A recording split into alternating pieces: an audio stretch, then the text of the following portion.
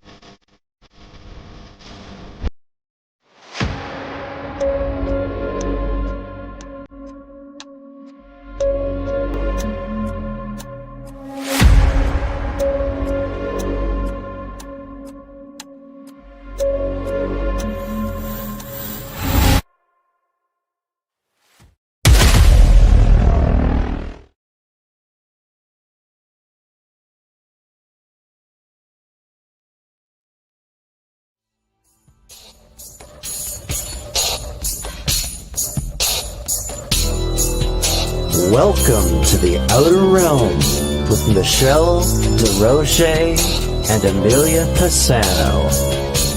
Airing live on the United Public Radio Network, 105.3 FM in New Orleans.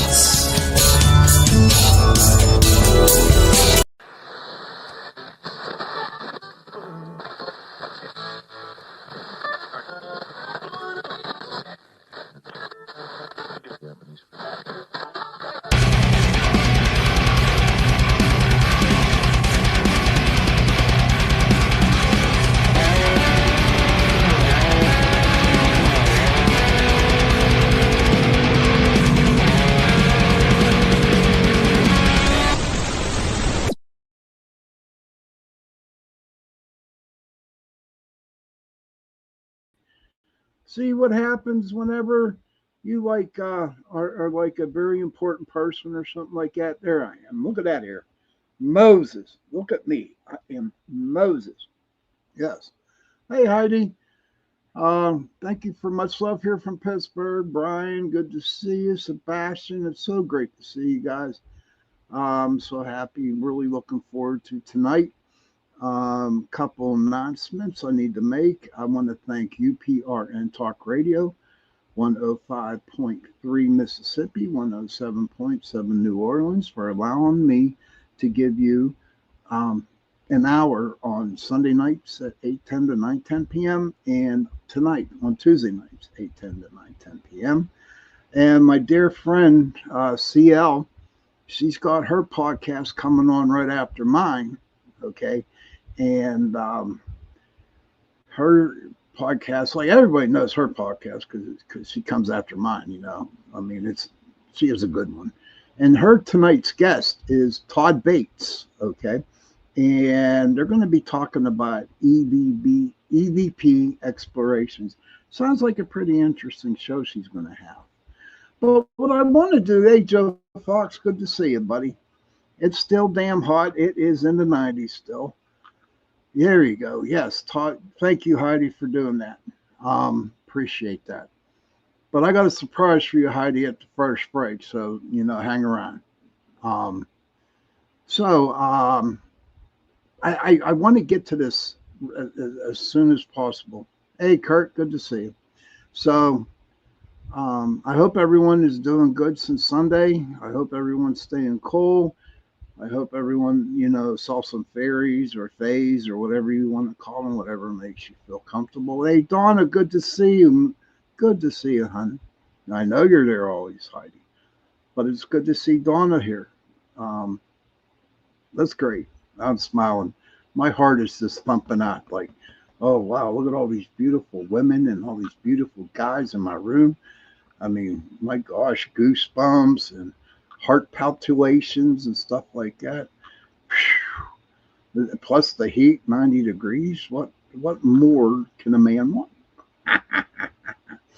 So we all know that Sunday I did my show was on the Salem witch trials. Okay, and we talked about um, some of the things that occurred in order for the trials to start. And basically, there was two young girls um, who were sick, doing contortions and all kinds of other stuff. And the doctor back at the time really didn't have a clue on what was going on with them. So automatically, he said they were bewitched. Well, that got the ball rolling. Okay. So, of course, when you hear somebody saying bewitched, you know, the whole time of Salem was going crazy, going nuts, a lot of hysteria. And it got to the point that a lot of people in the village wanted answers. So, long story short, okay, long story short, um, these girls started to go around and accusing women and guys of witchcraft. Hey, Laurel.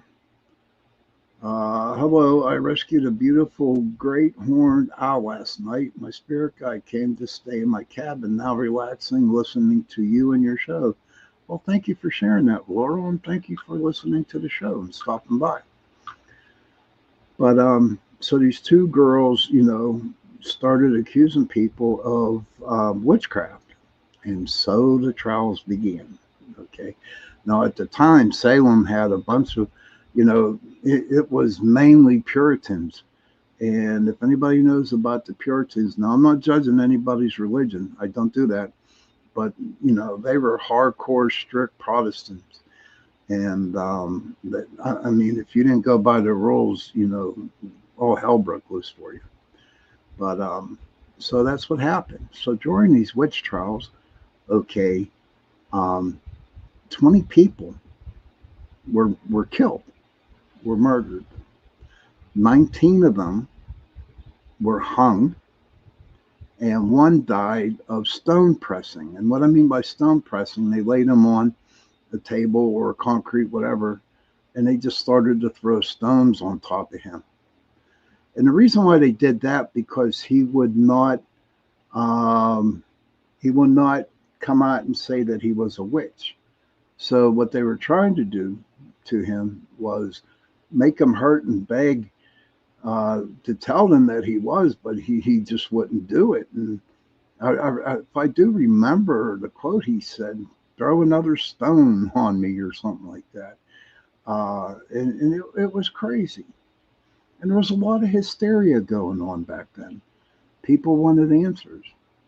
And they went to the trials, and no one was there to defend them. Okay. There was a thing at the time where it was spectral evidence, which means if someone saw a vision or they dreamed, then they were already presumed guilty. So they went through pure hell back then, you know. And then come to find out, the reason why that these girls were going through this contortions. Let me go back to my notes here real quick. Okay, it was a well, what was it called? It was a fungus, ergot. Okay, and it was found in the rye and the wheat, which toxicologists say that it can actually cause delusions, vomiting, and muscle spasms. Yes. So, you know, who knows? More than likely, that's what they were doing. But no one will ever know unless we get into a time machine and go back to 1692, you know, and see, you know, what actually happened back there. And everyone went through a lot of pain and grief, you know, and it just wasn't Salem. There was other towns that these young girls, ages 14 to 15, were accusing everybody about witchcraft, that they were witches. And it was like, I guess once you were accused, you had no, I mean, you had no rights. Hey, cryptids and general tidbits. Tonight's topic is right in my home state. Awesome. Massachusetts. Cool. You anywhere near Salem? But they're, and they just, it was just tragic. Um, and I kept doing the studying and I kept doing the research on it. Okay. And the more I read into it, 30 minutes away. Okay. Thank you, Jessica. Thank you, Heidi, for telling me her name is Jessica. I appreciate that. Um, but what they went through, how ignorant, you know, I'm going to say them, the Puritans were, the judges, the magistrates, the people, how they treated these people. Hey, Cindy Mitch, good to see you, hon. And I don't know how they could have gone through that. But it's really crazy.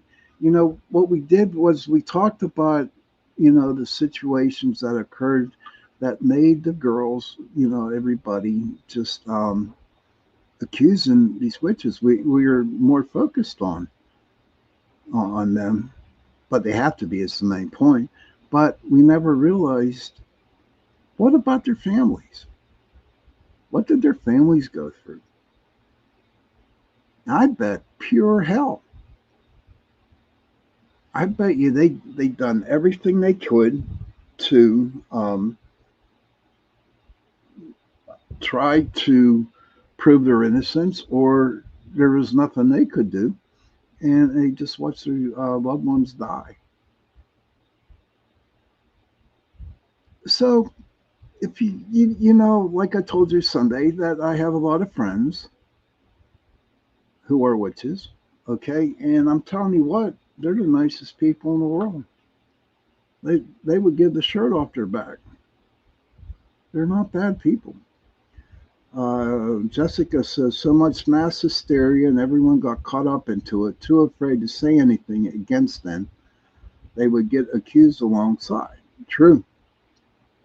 Jessica got it right. Um, but what did the families go through? I just can't imagine. Someone coming up and calling my brother, a witch or a warlock and saying, oh, wow, he's a warlock. So, and then they hung him. And I'd be so pissed.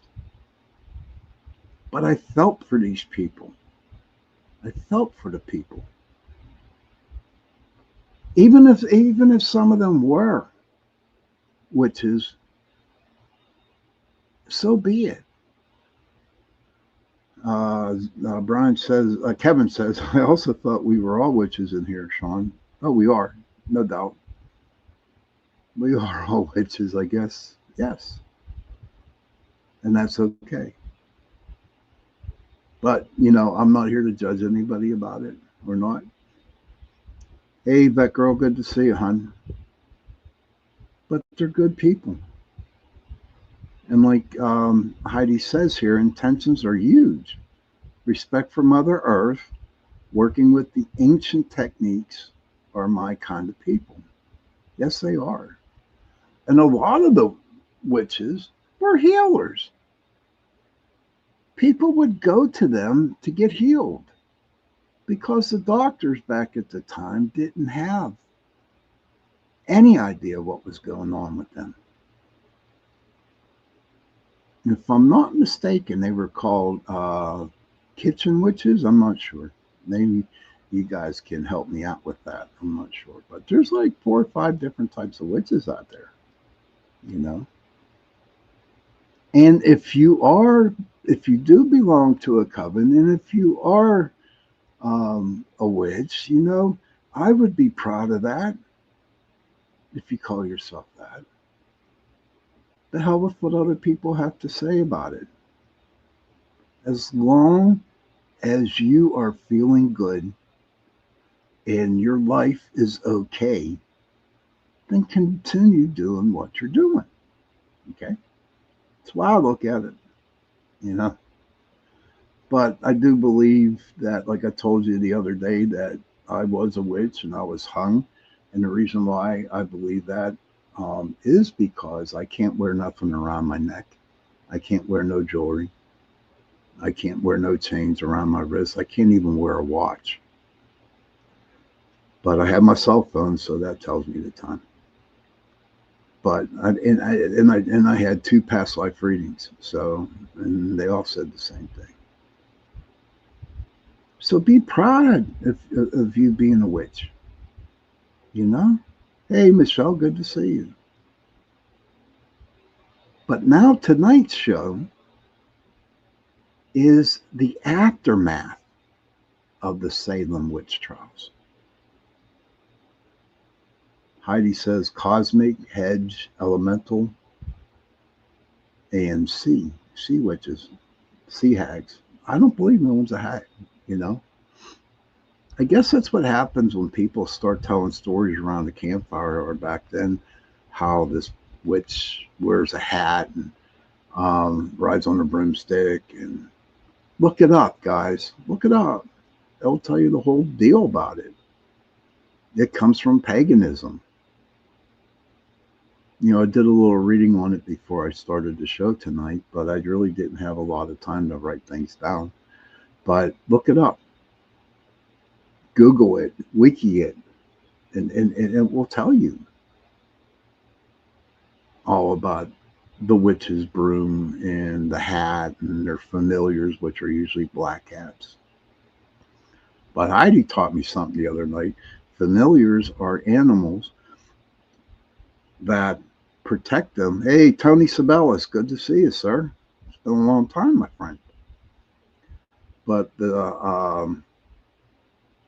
Heidi says, I don't do labels, but been known for being a witch. I have many beliefs similar. And that's okay not to have labels. There are people who like to have labels, you know. I mean, and you know what, Heidi, that's okay. It's okay. It's nice to go out in the world or be in this world today, finding something. Hey, CL, good to see you. Everybody in the chat. There's my dear CL Thomas.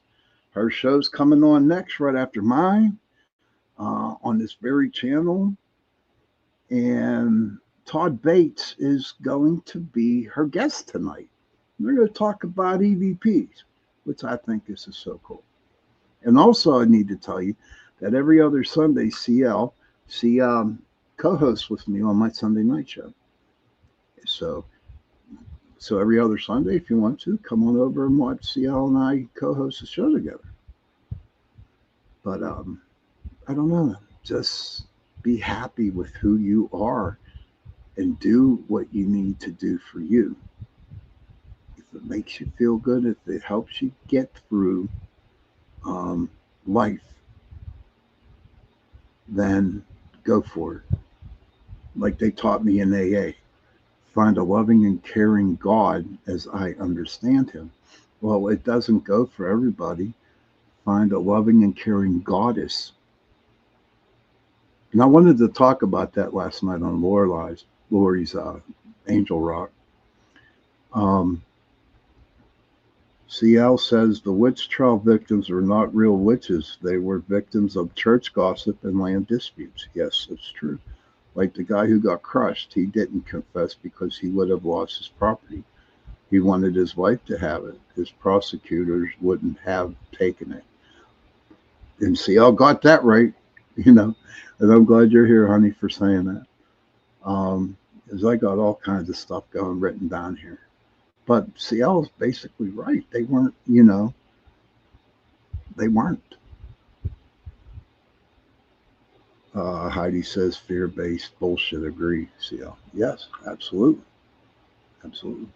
But when we're talking about goddesses, I'm only going to bring it up for a couple minutes, but whenever I would go out to banish a ghost or a demon or something like that, I would have my angels with me who are real, and have my animal totem, my animal spirit guide, Lakota, who's a wolf. And I also, every now and then, if it got a little too deep, I would bring in Morgana Le Fay.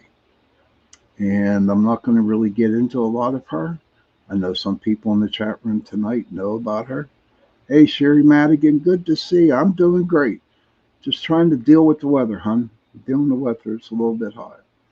But yeah, Morgana LaFay, uh, she comes with me and she helps. And it's just like everybody works in unison, if you want to say it like that. But does anybody out there have any questions, or if there's anything that they would like to, around this topic? Feel free to put it in the chat. I'll put it up, and then we can discuss it if you wish. But I do believe that 1692 in Salem, Massachusetts was bad. And it was terrible. And it is sad. But I guess things, came from that. And I was looking at that, at some of the stuff, and I am going to tell you after the break, okay, what I learned and what I looked up, which I think is like really cool, what happened. But my thing to you would be who you want to be. Don't ever let anybody tell you different. Accept the things that you want to do. It will help you as long as you believe in it. That girl, you putting on the coffee for everybody. Just thought I'd throw that out there. I want my 4 shots of espresso with 2% milk and a lot of ice. I can go for that. But I don't know. But you know what? I'm going to take the break pretty soon, like really shortly, because I have a surprise here for Heidi. Okay. She's been wanting it for a long time, and I don't think no one ever. Hey, Marketti, good to see you, buddy.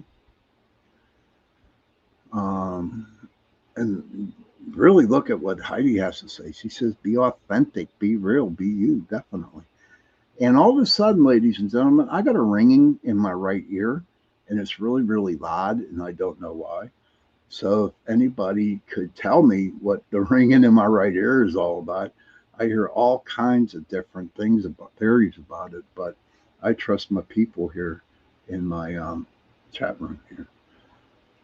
So yeah, the ringing is really, really loud right here in my right ear. But you know what? We're going to go to the break. Heidi, stick around. This one's for you, honey. I'll see you in 2 minutes. Where are we at? Here's for you, Heidi. I had enough.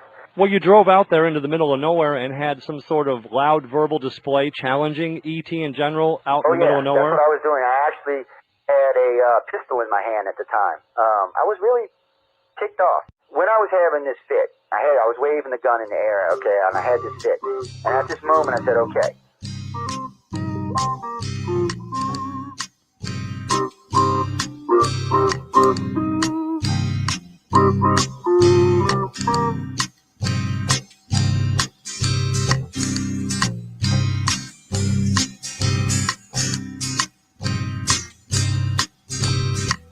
He was a Louisiana man named Montaldo. Folks around called him Six Gun Joe. Worked with ICAR, don't you know? Investigating UFOs. Out for a drive with a gal one night, they stopped to check out the reporting site. When an alien lit right there on the ground, he commenced to throwing his weight around. Now, old Six Gun didn't take too kindly to that kind of thing, especially without Vaseline or anything like that, Seriously. Well, Six Gun looked that critter right in the eye and said, any last wish before you die? Yo, reached for his gun, quick as a twitch, and said, fill your claw, you son of a bitch. Now a legend spread across the land about this pistol-waving man. But if you're from space or from Earth below, you don't give no lip to Six Gun Joe.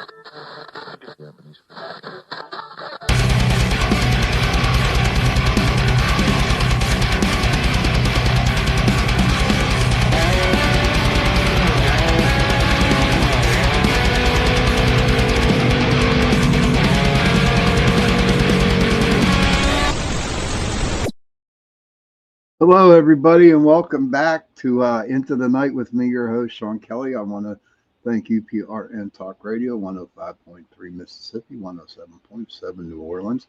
And Heidi, I hope you enjoyed that because I've seen you in different chats and on the chat and wanting us to play that song. And you know what?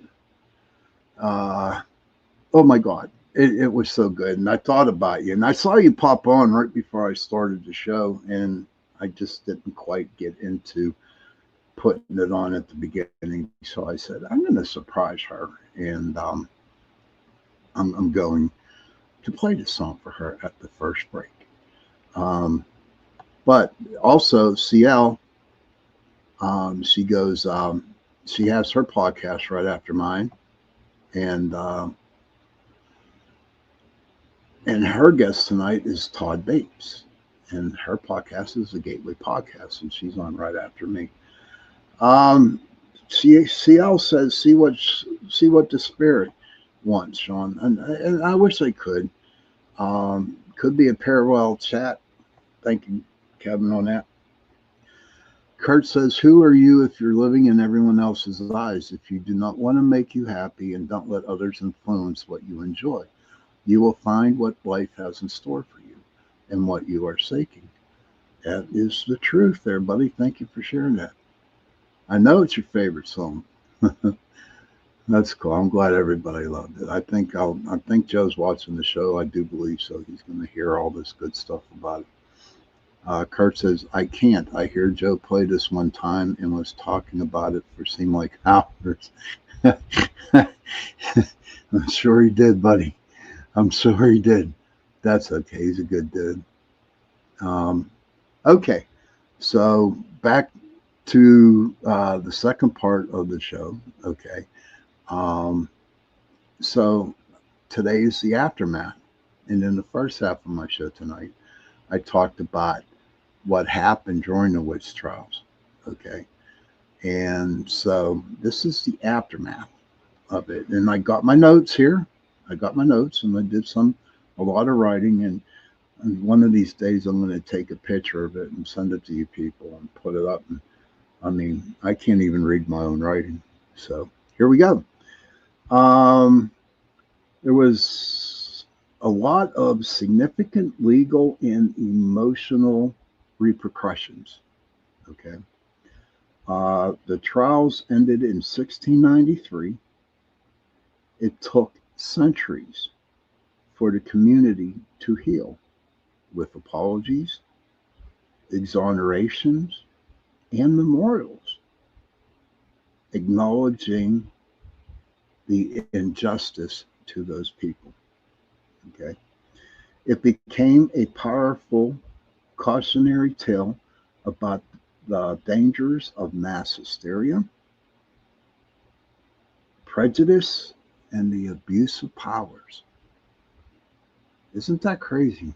After all that, people finally realized what happened, and I kind of smiled when I was writing this stuff down, right? Hey, River, good to see you, buddy. Thank you. But they finally realized and they opened up their eyes, all this bullshit that they did to these people.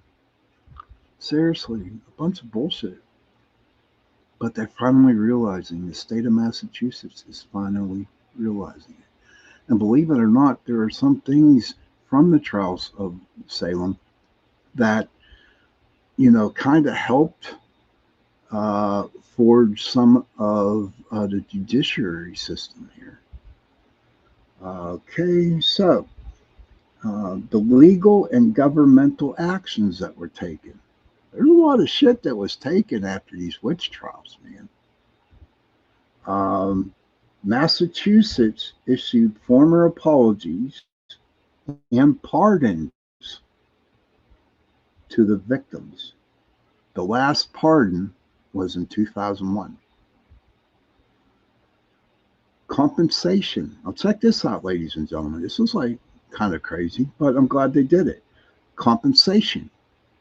The families of those wrongly accused were compensated for their losses. Now, it could be money, it could be land, who knows? But finally, Massachusetts is opening up their eyes. But can you blame Massachusetts, the state? Can you do that? Or just Salem with the Puritans that were hanging out there causing all this misery shit? You know what I mean? Yeah. What do we got here? And legislative reforms. It contributed the right to legal representation. Because if you all remember, if you know a little bit about the trials, they had no lawyers. They had no lawyers. And no one there to defend them. They could not defend themselves. They were automatically found guilty when they actually walked into that court.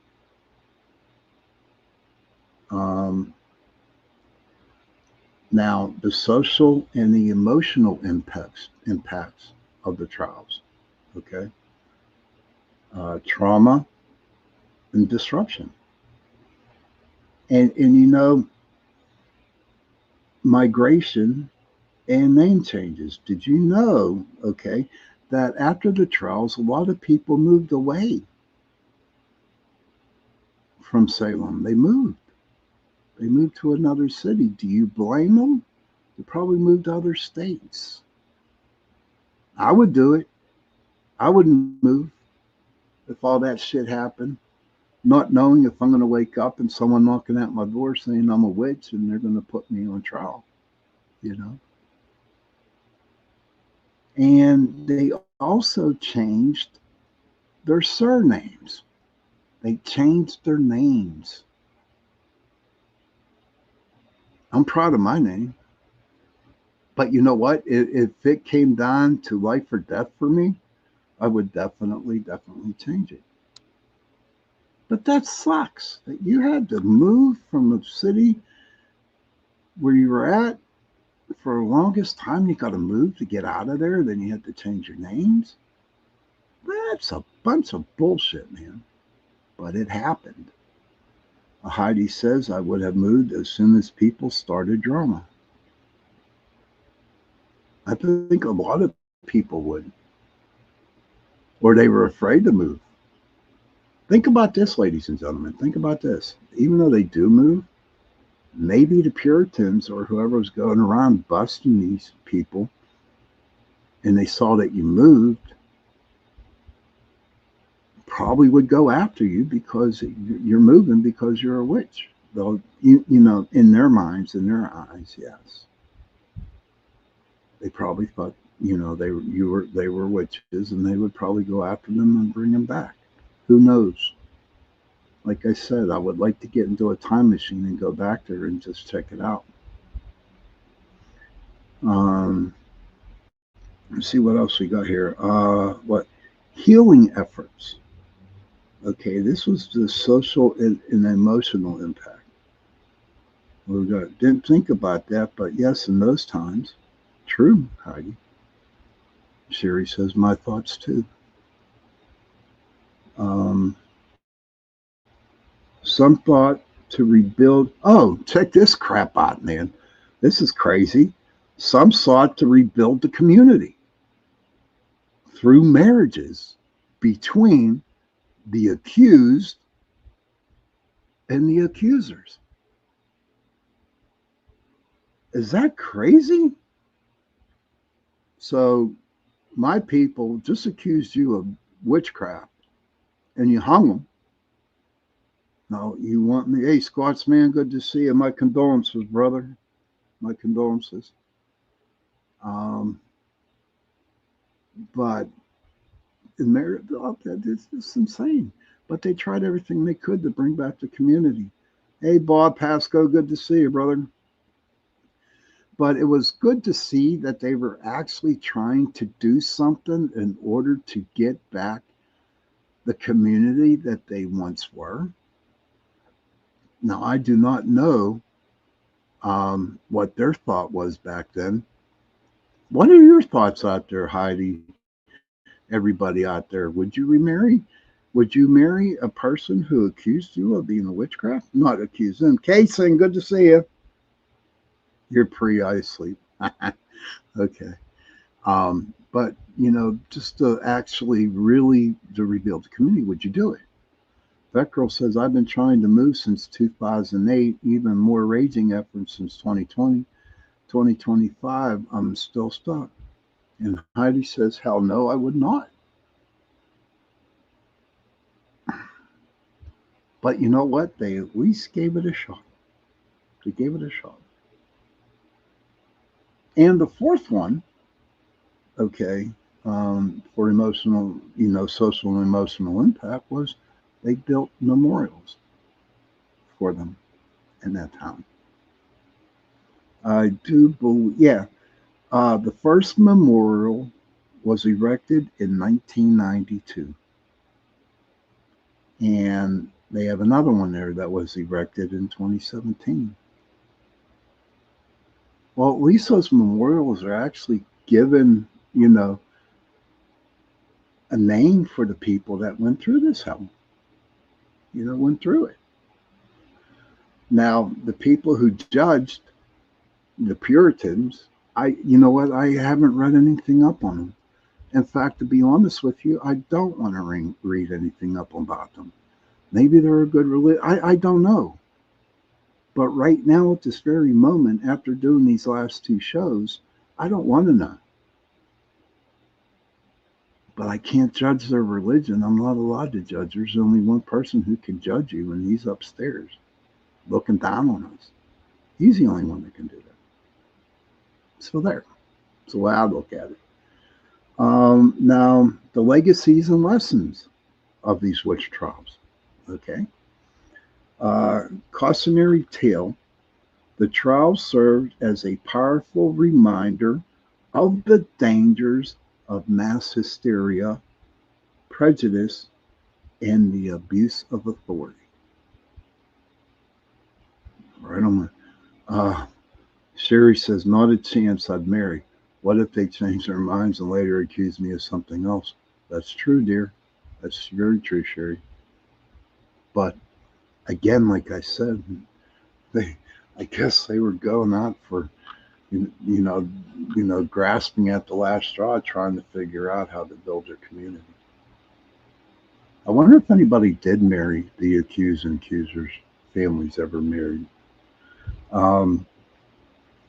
And the importance of due process. We need that. The trials highlighted the need for fair procedures and protections against false accusations. And due process is what we have today for everybody. I'm going to read that again, okay? The trials highlighted the need for fair procedures and protection against false accusations. So just the year 1692 to 1693, they learned, there was so much that the state of Massachusetts and even the United States learned from it. And then they started coming up with the legal bit, like everybody has the right to have somebody represent them. Everybody gets due process. The evidence that they use, I think it was called spectral sights. I'm not sure, but at that time, okay, if you had a vision or you dreamed of something that didn't suit well with the Puritans, then you were convicted. But in today's world, in today's legal system, you cannot use that anymore. That was thrown out the door. They squashed that. But a lot of them were convicted on that spectral evidence or whatever you want to call it. I don't remember it, but and then the judges. And here's the crazy part. Okay, here's the crazy part. The judges and the jurors and the accusers publicly apologized after the trial. How and but there was no comfort to the affected families. Were these people trying to save face?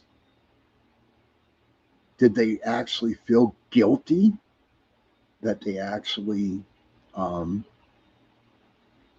convicted these people? Personally, I don't think so. I think they just came out to save face. It was very, very wrong. And can you imagine the guilt trip if you did have some empathy for people? The guilt trip that you did to these people, to these families? That probably. Okay, Vet Girl got everyone's coffees and teas. That's cool. Thank you, dear. Craziness. I know I couldn't deal with it. But like I said, after a while, there was a lot of things that Massachusetts did, okay, to make their state a lot better. And I think it's like really pretty cool that they compensated the families for all the families of the ones that were convicted. So what's the lesson that we learned out of this, everybody? What's the lesson? The lesson to me, what I learned was, do not judge anybody. Do not tell a lie about someone to another. To have representation.